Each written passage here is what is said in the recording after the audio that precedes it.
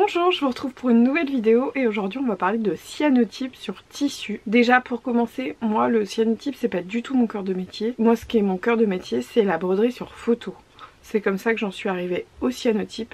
Mais clairement il y a plein d'artisans et d'artisanes dont c'est la spécialité. Donc c'est plutôt vers eux qu'il faudra se tourner si vous avez des questions techniques. Moi je suis juste là pour vous présenter la technique, pour vous montrer ce que moi j'aime faire, comment je l'articule pour que ça marche pour mon activité. Mais c'est une vision vraiment perso de ce qu'est le cyanotype. Il existe plein de façons de se l'approprier. Si je vous fais cette vidéo aujourd'hui, c'est aussi parce que dans quelques jours, semaines maintenant, dans 2 semaines précisément, je serai au salon pour l'amour du fil à Nantes, durant lequel je vais vous proposer 2 ateliers d'initiation, donc découverte, et de broderie sur cyanotype. Et donc je sais que cette technique peut paraître un peu floue pour les personnes qui ne la connaissent pas. Et du coup je voulais vous clarifier un peu tout ça, que vous sachiez si l'atelier que je vous propose à Nantes va vous intéresser ou non. Sachez donc qu'il y a 2 ateliers à 2 dates différentes. Donc le premier c'est le jeudi 18 avril à 14h30 et le deuxième c'est le samedi 20 à 10h30. Donc il reste quelques places, je vous mettrai les liens pour vous inscrire en barre d'infos. Je vais vous présenter dans cette vidéo le matériel que j'utilise, les ressources que j'utilise, ce que moi j'ai testé de faire et comment moi je le détourne ensuite. Tout ceci reste toujours très perso. Déjà une chose à savoir c'est de bien s'informer. J'ai appris un peu toute seule, mais si ce livre avait existé à l'époque où je me suis lancée, où j'ai commencé dans le cyanotype, j'aurais dû commencer par là. C'est le livre Impression végétale aux éditions La Plage de Laurence Loiseau-David. Laurence, si tu passes par là. J'adore ce livre, il est très complet, il est très visuel, il est... voilà. Je le vends aussi moi en salon. Quand je vends des livres, il fait partie de ceux que je vends le plus, pour vous dire à quel point il est bon. Si c'est une technique qui vous intéresse, n'achetez pas de kit. Je trouve que les kits ça ne sert à rien. Par contre acheter un bon livre, ça c'est beaucoup plus important. Un deuxième livre que je peux vous recommander, ça n'a pas à voir avec le cyanotype spécifiquement. C'est pour les personnes qui voudraient se questionner un peu sur toutes les autres techniques photographiques qu'il est possible de mettre en place chez vous avec un tout petit peu de matériel et beaucoup de curiosité. C'est celui-ci donc il y a un volume 2 je crois aussi. Il n'est dispo qu'en anglais. Et moi je n'ai trouvé que sur Amazon, donc je vous mettrai quand même le lien. Mais ça vous montre toutes les techniques d'anthotype qu'il existe. Avec par exemple du jus d'épinard ou du jus de chou ou ce genre de choses. Sachez que l'inconvénient des anthotypes c'est qu'ils ne sont pas pérennes dans le temps. Donc avec le temps qui passe, ils vont avoir tendance à s'estomper, voire à s'effacer. Donc il faut les mettre assez loin d'une source de lumière extérieure, donc loin d'une fenêtre. Loin sur un mur qui ne sera jamais exposé en plein soleil direct. C'est l'inconvénient des anthotypes, là où les cyanotypes, eux, ne bougeront pas. 2 références de livres, je vous mets les liens en barre d'infos. La troisième référence dont je voulais vous parler, c'est ce kit de l'atelier des épatants. Pourquoi je l'ai pris? Parce que je viens de vous dire que les kits ça servait à rien. Oui et non. Donc là c'est un kit pour faire des rosatypes. Donc je vais voir si dans cette vidéo j'ai le temps de tester ou pas. Et donc le rosatype, pareil c'est une technique d'anthotype, voire de cyanotype. Je ne sais pas si ça va durer dans le temps. Je peux pas vous en parler puisque je ne l'ai pas testé. Mais en tout cas ça me questionne beaucoup. Et ça a un peu attisé ma curiosité. Pareil je vous mettrai le lien des épatants en barre d'infos. Pour commencer, il faut choisir son support pour faire du cyanotype. Sachez qu'on peut faire du cyanotype sur bois. Ici c'est du pin. Donc là avec le temps il fonce. La partie claire devient de plus en plus foncée parce que le bois agit comme une éponge et même si je l'ai rincé en fait dans la fibre du bois, il reste toujours du produit. Vous pouvez aussi le faire sur papier ainsi que sur tissu. C'est un peu les 3 supports que je vous conseillerais. J'imagine qu'il y en a d'autres, je crois que sur pierre ça marche. Je ne sais pas quel type de pierre, mais en tout cas sur pierre ça peut marcher.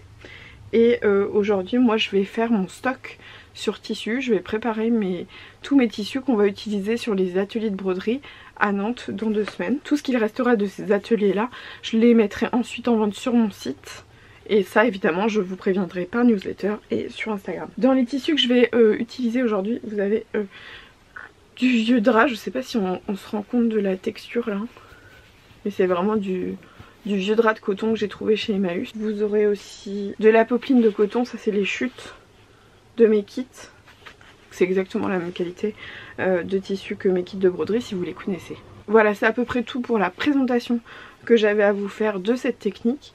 Et puis on va passer maintenant vraiment à toutes les étapes, le pas à pas, pour réaliser tous mes tissus en cyanotype. Maintenant là tout de suite je vous montre tout le matériel nécessaire, je vous présente tout maintenant.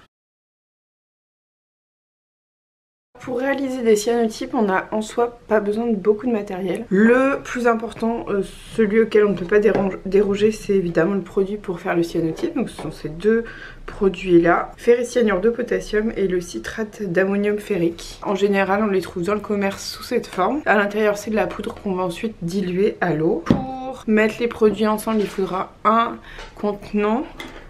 Et pour être sûr de faire un temps pour temps, moi j'utilise des pipettes de Doliprane. Si vous avez des petites personnes à la maison, vous connaissez cet objet forcément. Pour appliquer le produit sur le support, moi j'utilise un pinceau mousse. Ensuite il vous faut un support. Moi je travaille principalement sur de la popeline de coton. Après ça peut être des tissus de récupération, ça peut être du papier. Si vous utilisez du papier, utilisez plutôt du papier aquarelle pour qu'il résiste à l'eau. Il vous faudra ensuite des végétaux séchés par exemple. Ça peut très bien être de la dentelle, ça peut être des négatifs photos, ça peut être des boutons, ça peut être des objets de toutes sortes. Tant que la lumière passe à travers et qu'elle est bloquée à certains endroits, ce sera le bon objet. Une plaque de verre plus ou moins grande suivant la taille de votre projet et une lampe. Alors ça c'est facultatif, vous pouvez très bien choisir de travailler uniquement avec le soleil, ça fonctionne très bien. Vous pouvez utiliser une lampe à ongles, les lampes à UV. Voilà, il y a plein de sortes de lampes, de sources possibles. Je trouve que pour avoir le résultat le plus net, c'est avec cette lampe que je l'obtiens, que j'avais eu dans un kit de sérigraphie. La lumière a changé. Magie des lunettes, les reflets, c'est cadeau. C'est que j'ai fermé mon store parce que là je suis le matin, il est 10h20.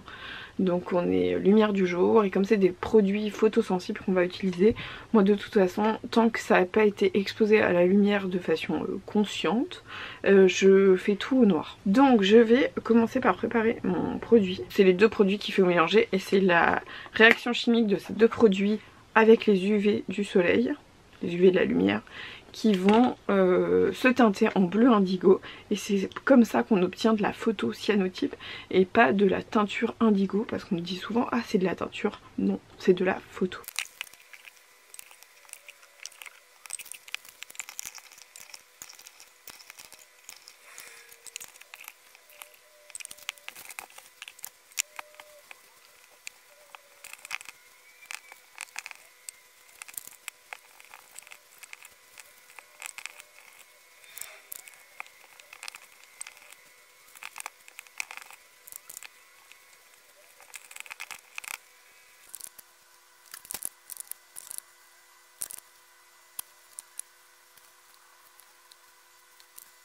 Plan de qualité. Voilà, donc tous les tissus sont là. Donc, je ne sais pas combien j'en ai fait, mais j'en ai quand même fait un petit paquet. Je vais laisser sécher tout ça. Et puis je vous retrouverai avec une lumière de meilleure qualité normalement. Alors on est le lendemain, tout est sec. Donc de jaune comme c'était hier, c'est passé à un vert très clair. Voilà, donc je vais repasser tout ça. Parce que comme je les essore bien en les tordant les uns sur les autres, ils sont un peu froissés et ça se voit à l'impression après. Enfin, quand on révèle, expose et tout ça. Et là, vous voyez, quand c'est plié sur la barre de l'étendoir, il apparaît une trace comme ça, une barre. Alors que quand c'est attaché par des pinces à linge ou là comme des pinces de couture comme j'ai utilisé, ça fait juste des petites empreintes comme ça. Donc après, à voir si c'est dérangeant ou pas pour votre projet. Moi j'essaie d'en avoir le moins possible avec des barres quoi.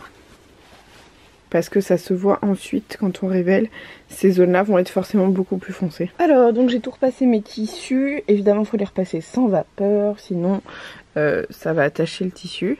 Et là j'ai fait mon installation, donc j'ai créé une sorte de boîte noire, qui n'est pas vraiment, parce que là il y a le reste de la pièce quoi. Il y a le reste de la pièce, la fenêtre est ouverte avec la lumière du jour, voilà.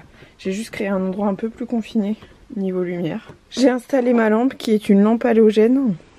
Donc niveau consommation électrique ça c'est vraiment nul. Mais après beaucoup de tests, même y compris avec la lumière du soleil, pour avoir le meilleur résultat pour ce qui est de la broderie, j'ai pas trouvé mieux que la lampe halogène. Et donc j'ai installé mes tissus par terre avec une plaque de verre par dessus.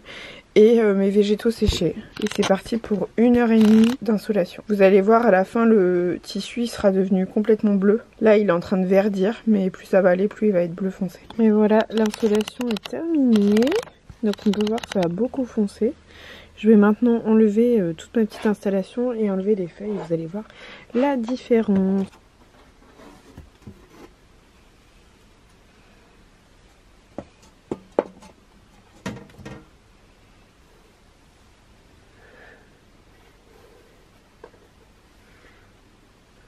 Ça c'est le moment toujours magique quand on enlève les feuillages et qu'on découvre l'impression. Je vais passer tout ça à l'eau, je vais les rincer et on va pouvoir avoir un aperçu du rendu final. C'est le moment magique. Suivant la dureté de l'eau, il faudra ou non rajouter du vinaigre. On peut aussi rajouter de l'eau oxygénée, ça peut densifier le bleu, le rendre plus foncé. Et on rince jusqu'à ce que l'eau soit claire. Là, salut Pixel. Comme mon évier est noir, on se rend pas bien compte d'à quel point l'eau est souillée ou non. Donc là, tant que c'est jaune, comme ça, c'est qu'il faut rincer. Et voilà. C'est trop beau.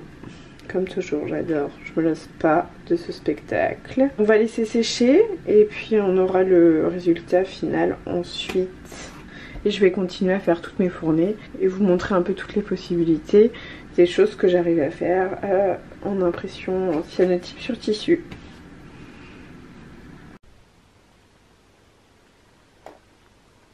Voilà, je vous montre un aperçu de toutes les pièces que j'ai pu réaliser. Et c'est ce qu'on utilisera donc pour l'atelier les ateliers qui auront lieu à Nantes dans quelques jours. Donc là il y en a une vingtaine en tout. Je vais peut-être en refaire quelques-uns pour que vous ayez un peu plus de choix. Et voilà, c'est tout pour cette vidéo. J'espère que c'est plus clair pour vous ce qu'est cette technique du cyanotype. J'ai testé le rosatype en parallèle, mais en fait ça m'a tellement plu, je pense que je vais en faire une deuxième vidéo. Je vais me laisser le temps de mieux tester et de faire des projets. En attendant, je vous montre aussi quelques projets que j'ai réalisés de broderie sur cyanotype, si ça peut vous donner envie. C'est tout pour aujourd'hui, je vous dis à très bientôt pour une nouvelle vidéo et rendez-vous à Nantes du 17 au 20 avril pour le salon pour l'amour du fil.